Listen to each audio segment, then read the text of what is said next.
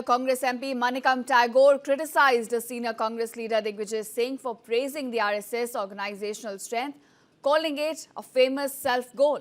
Now, Tagore even went a step ahead, compared the RSS to Al-Qaeda, saying both spread hatred and stressed that Congress, with its 140-year history, should be a model of unity and people's movement as Mahatma Gandhi transformed it.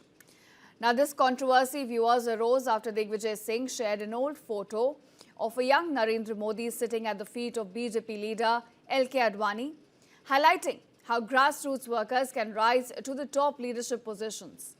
Singh even called it the power of organization, praising only the RSS structures and not its ideology. And on this, Tagore said that Singh's comments were unhelpful to Rahul Gandhi's fight against the government and emphasized that Congress should focus on fighting hate and not learning from organizations such as RSS.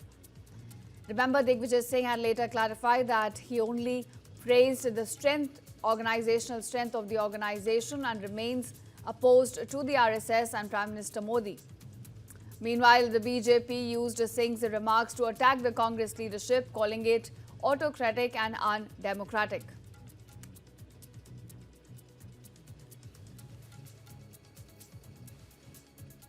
नफरत का संगठन है RSS. RSS नफरत से बड़ा बना हुआ संगठन है। वो नफरत फैलाती है, ऑर्गेनाइज तरीके से फैलाती है नफरत। उससे सीखने के लिए कुछ नहीं है। ये आप अलकायदा के साथ कोई सीख सकते हैं क्या? वो संगठन अलकायदा एक नफरत का संगठन है, लोग दूसरों को ऊपर नफरत करती है। उस संगठन से क्या सीखने के लिए? सीखना है ना, अच्छे लोगों से सीखो। इतना बड़ा 140 ईयर्स का कांग्रेस है। इस कांग्रेस ने सिर्फ 4-5 लोगों ने स्टार्ट किया था। कांग्रेस सिर्फ कमरे में चल रही थी। कांग्रेस लोगों का साथ लेके आ गया था महात्मा गांधी। लोगों का आंदोलन बन गई थी कांग्रेस पार्टी। इस संगठन का दूसरे संगठन से सीखना है, ऐसे संगठनों से, नफरत वालों से। सेना का अपमान, राष्ट्रवादियों का अपमान, हिंदू आस्था का अपमान, यही बन चुकी है कांग्रेस की पहचान। ये वही कांग्रेस पार्टी है जिसने एक समय पर हिंदुत्व की तुलना बोको हराम आईसिस से की थी।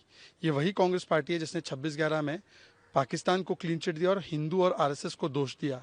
ये वही कांग्रेस पार्टी है जिसको नक्सलियों में शहीद दिखता है, बाटला हाउस एनकाउंटर के लिए रोती है।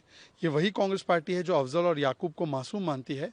और राष्ट्रवादियों का जो संगठन है आरएसएस, उसको लेकर जिस प्रकार से आज मनिकम टैगोर कांग्रेस ने बात रखी है, मैं उनसे पूछना चाहता हूँ, प्रणब मुखर्जी हेडक्वार्टर गए थे क्या? आतंकी गुट के हेडक्वार्टर में गए थे क्या वो? प्रणब मुखर्जी को झूठा बोल रहे हैं आप।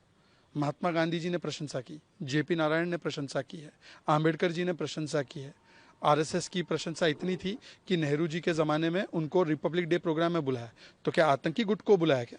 जिन लोगों को नक्सलियों में आतंकी नज़र नहीं आता, अफजल याकूब बाटला हाउस के टेररिस्ट में आतंकी नज़र नहीं आता, बांग्लादेश में हिंदुओं पर अत्याचार हो रहा है, वहाँ पर वो भारत की बदनामी करते हैं और भारत के साथ तुलना करते हैं और वहाँ पे उनको आतंक नज़र नहीं आता।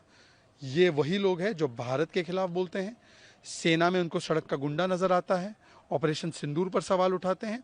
अब सेना सनातन हिंदू पर चोट करने के बाद राष्ट्रवादियों पर चोट कर रहे हैं और आतंकियों को क्लीन चिट देते हैं।